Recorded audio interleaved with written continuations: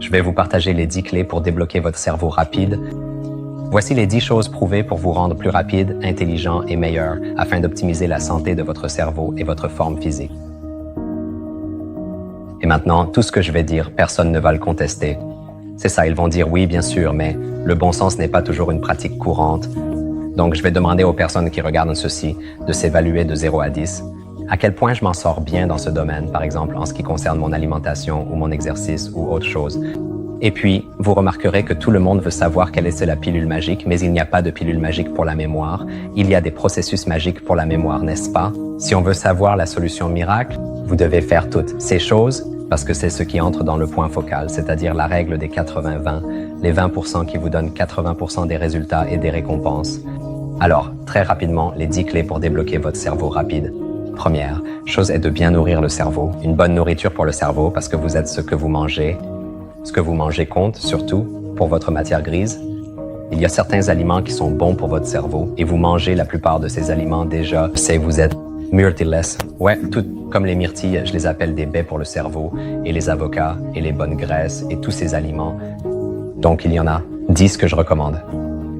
Et donc ils sont vraiment excellents. Ils sont très neuroprotecteurs et tout, y compris le chocolat noir.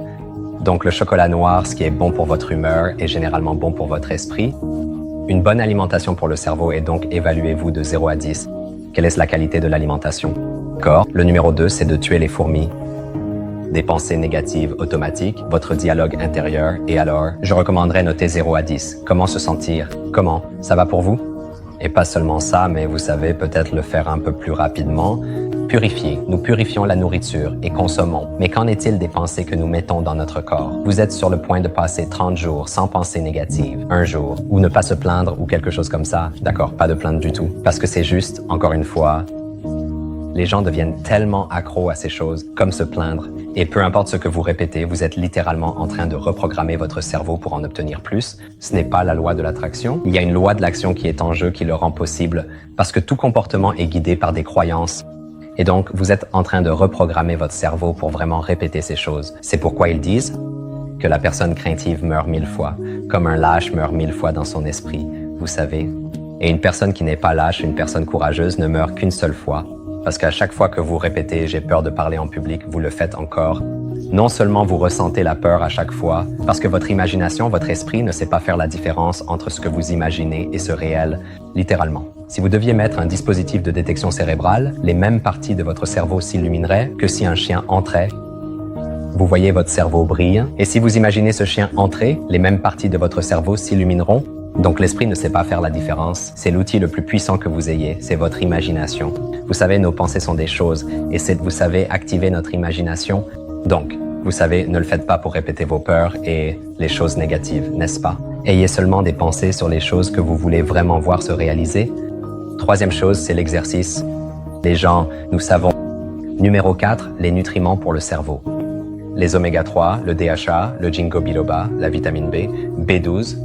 Et c'est un sujet qui revient souvent parce que beaucoup de gens voyagent, ils ont des modes de vie de restauration rapide, mais peut-être qu'ils manquent de certains suppléments. Et ce que je dirais, c'est que je ne suis pas nutritionniste, je ne suis rien qui se termine par IST, mais allez voir un médecin, un bon médecin en médecine fonctionnelle, faites un test sanguin. Et je dis la même chose pour l'alimentation. On demande quel est le meilleur des tests de sensibilité alimentaire. Voyez ce que dit votre sang, rouge, jaune, vert. Vous savez rouge, évitez le jaune. Vous savez avec parcimonie le vert. Et voyez comment vous vous épanouissez après, d'accord? Puis testez-le. Similaire au profil nutritionnel, vous pouvez voir où vous êtes déficient, parce que si vous manquez de vitamine B, si vous manquez de DHA, alors vous allez avoir des problèmes cognitifs, d'accord? Complétez. La 5e chose pour optimiser votre cerveau, un groupe de pairs positifs. Nous savons que les personnes avec qui vous passez du temps, c'est qui vous devenez, parce que ce n'est pas juste une pensée positive. Vous savez, citation d'affirmation.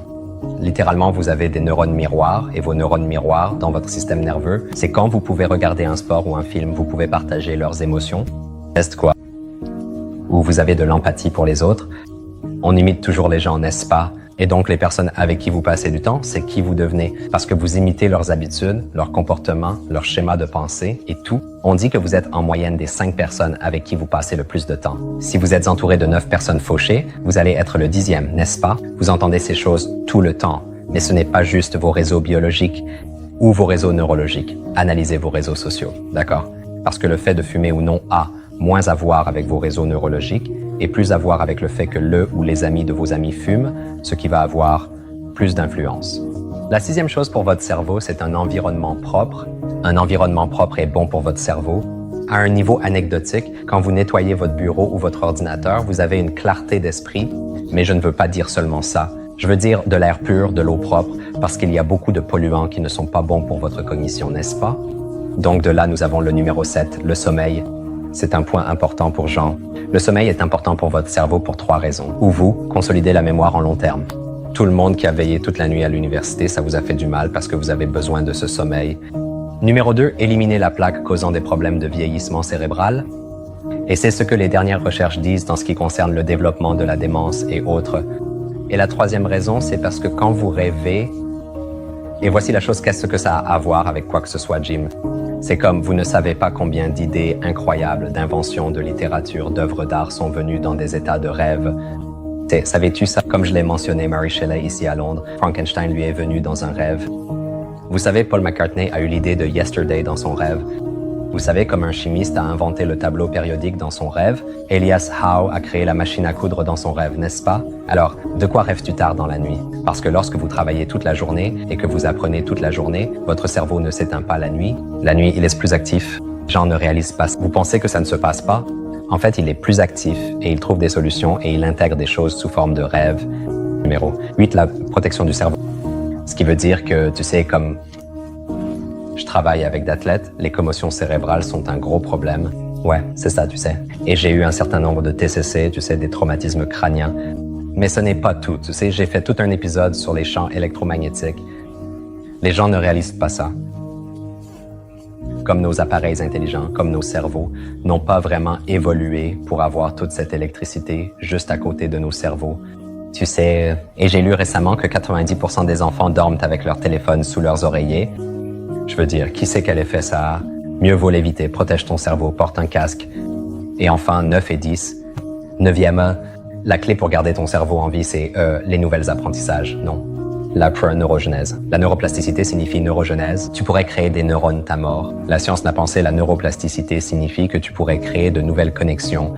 La façon d'améliorer la neurogenèse, la neuroplasticité, c'est 2 choses. La nouveauté et la nutrition. Tout comme quand tu es un athlète, tout comme tu entraînes ton corps, tu lui donnes de la nouveauté ou un stimulus, et ensuite tu le nourris, n'est-ce pas? Et c'est comme ça que tu renforces tes muscles mentaux. Enfin, numéro 10, la gestion du stress. La gestion du stress, c'est-à-dire que les gens ne réalisent pas parce que c'est invisible, mais tu ne te rends pas compte à quel point tu es stressé jusqu'à ce que tu sois en vacances ou que tu reçoives un massage. Tu ne te rends pas compte parce que c'est toujours là. C'est comme les poissons qui ne voient pas l'eau parce qu'elle est là tout le temps. Alors, que faisons-nous pour faire face? Méditation, relaxation, massage, yoga, peu importe ce qui nous stresse.